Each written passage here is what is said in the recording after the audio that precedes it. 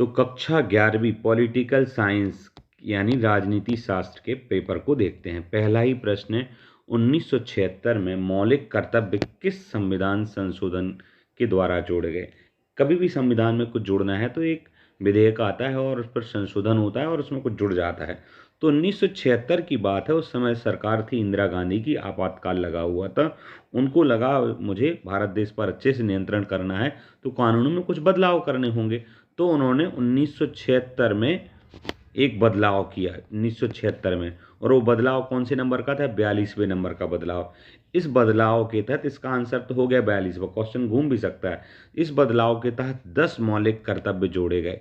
वर्तमान में 11 मौलिक कर्तव्य हैं। 2002 में अटल बिहारी जी की सरकार थी, उन्होंने भी एक मौलिक कर्तव्य जोड़ दिया, जिसमें क्या होता है, 6 से 14 वर्ष के बच्चों के लिए अन्य शिक्षा की व्यवस्था है। पर ये जो 10 मौलिक कर्तव्य जोड़े गए थे, ये इंदिरा गांधी जी के टाइम पर जोड़े गए थे, जो 42वां संशोधन था। एक सरदार स्वर्ण सिंह जी की समिति थी, उनकी सिफारिश के आधार पर। प्रश्न नंबर 2 देखते हैं, व्यावसायिक प्रतिनिधित्व का सबसे बड़ा समर्थक कौन है?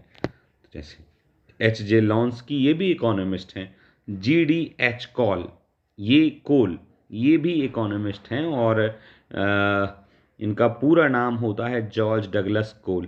ये इंग्लैंड के हैं और यही सबसे बड़े व्यावसायिक प्रतिनिधित्व के समर्थक हैं। इसके बाद सरकारें कैसे बनती हैं और कैसे कार्य करती हैं, यह स्पष्ट होता है। यह कहाँ पर स्पष्ट होता है? कैसे सरकार बनेगी और कैसे कार्य करेगी, ये सब संविधान में है। इसके बाद जहाँ कानून है वहाँ स्वतंत्रता नहीं है, किसने कहा था? देखो, इसमें बहुत बड़ी गहराई है। जहाँ कानून है वहाँ स्वतंत्रता नहीं है, यानी कानून ही बनाए जा रहे हैं तो लोग बहुत ज़्यादा स्वतंत्र नहीं हैं। ये बात कही थी निश्चित रूप से जॉन लॉक ने।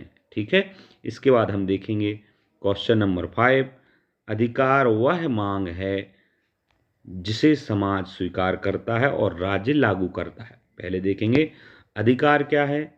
एक मांग है, अधिकार जिसे समाज स्वीकार कर लेता है कि ये सबका अधिकार होना चाहिए, सबको ऐसा ऐसा होना चाहिए, ये अधिकार बन जाता है और फिर उसे राज्य लागू कर देता है। ये अधिकार की डेफिनेशन बताई थी, तो ये बोमार्क ने बताई थी। क्या बोमार्क इसमें ऑप्शन में है या बोसाके? ठीक है, ये बोसाके इसका आंसर हो जाएगा द। अगला प्रश्न देखते हैं, है राष्ट्रवाद हमारी अंतिम आध्यात्मिक मंजिल नहीं हो सकता। शरण स्थली तो मानवता है, मैं हीरों की कीमत पर शीशा नहीं खरीदूंगा। ये आप ध्यान रखना, हीरो और शीशा से संबंधित बात आए तो ये किसने कही? रविंद्रनाथ टैगोर ने। अगला प्रश्न देखते हैं, जहां पर आपको खाली स्थान भरने हैं। सबसे पहले चुनाव आयोग की स्थापना, तो 1947 में देश आज़ाद हुआ, 1950 में हमारा संविधान बना, 26 जनवरी की बात है। नवंबर में बन गया था पर लागू 26 जनवरी को हुआ, और उसी समय पर ये चुनाव आयोग बना, तो 1950 आपको लिखना है। अगला प्रश्न, राज्यसभा एक क्या है? तो 2 सदन होते हैं। लोकसभा निम्न सदन होता है जिसमें ज़्यादा सदस्य होते हैं 545, और राज्यसभा उच्च सदन होता है, तो आपको उच्च सदन लिखना है। राज्यसभा में सदस्य कम होते हैं पर राज्यसभा के सदस्य का कार्यकाल 6 साल होता है, इसलिए, और ये इसके सदस्य, ये कभी भंग नहीं होती, राज्यसभा हमेशा परमानेंट चलती रहती है, तो इसको उच्च सदन कहा है।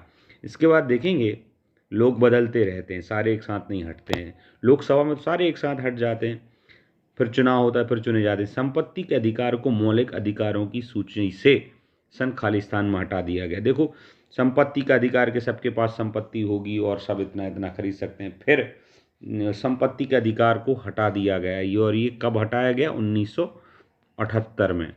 ये याद रखने वाली बात है। शिक्षा खालिस्तान सूची का विषय है, तो ये समवर्ती सूची। अभी समवर्ती सूची क्या है, संघ क्या है, राज्य क्या है, ये आपको मालूम होना चाहिए। स्थानीय स्वशासन का जनक है, तो एक्चुअली आपने देखा होगा लॉर्ड डलहौजी वगैरह, तो इस स्थानीय स्वशासन के जनक हैं लॉर्ड रिपन, इनका नाम अच्छा जाना जाता है।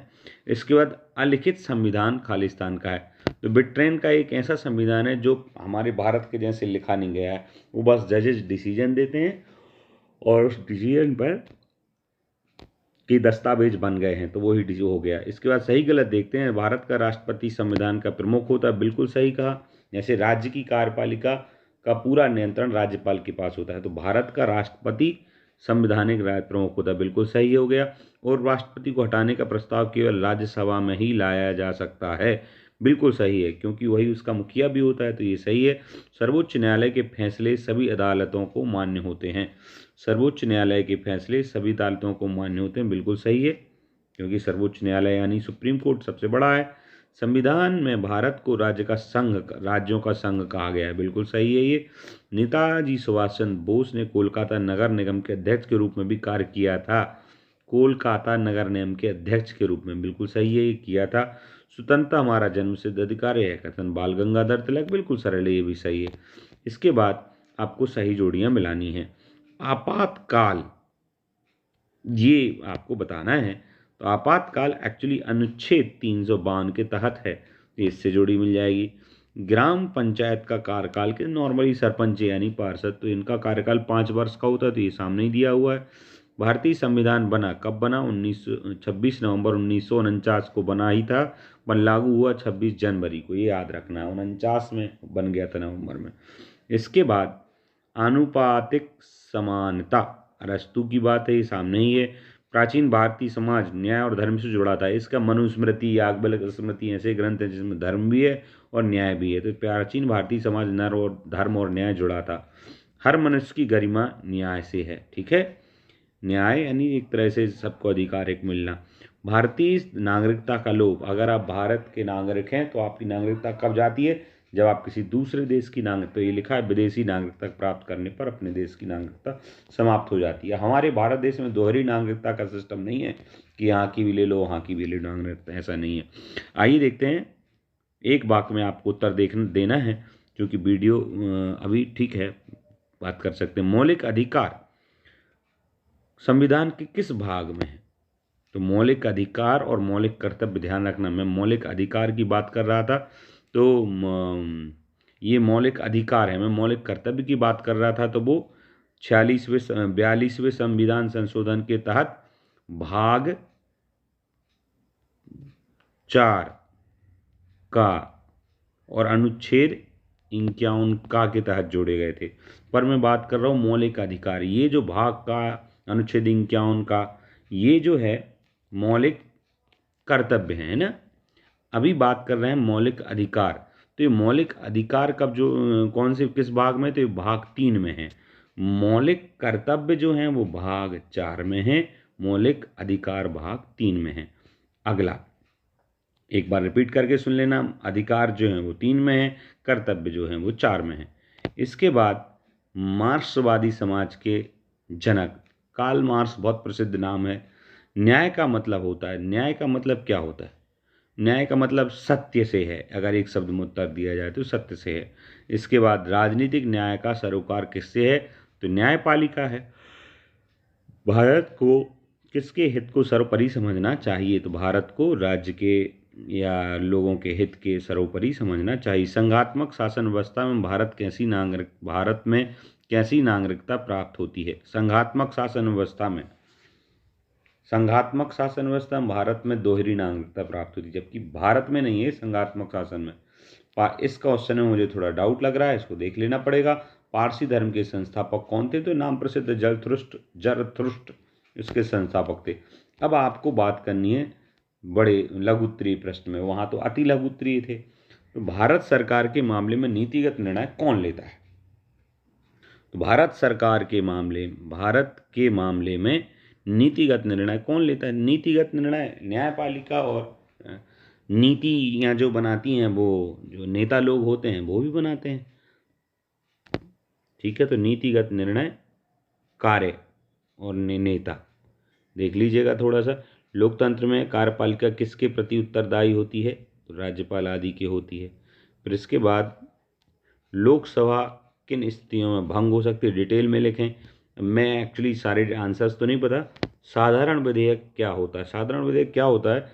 लोकसभा या राज्यसभा में कोई भी कानून बनाने के लिए कोई भी मेंबर ऑफ पार्लियामेंट एक साधारण कानून प्रस्तुत करते हैं, जब भी वो कानून नहीं बना होता है अभी, पर वो कानून लिखित दस्तावेज होता है और वो सबके सामने बताया जाता है कि भाई हम ये कानून बनाने जा रहे हैं।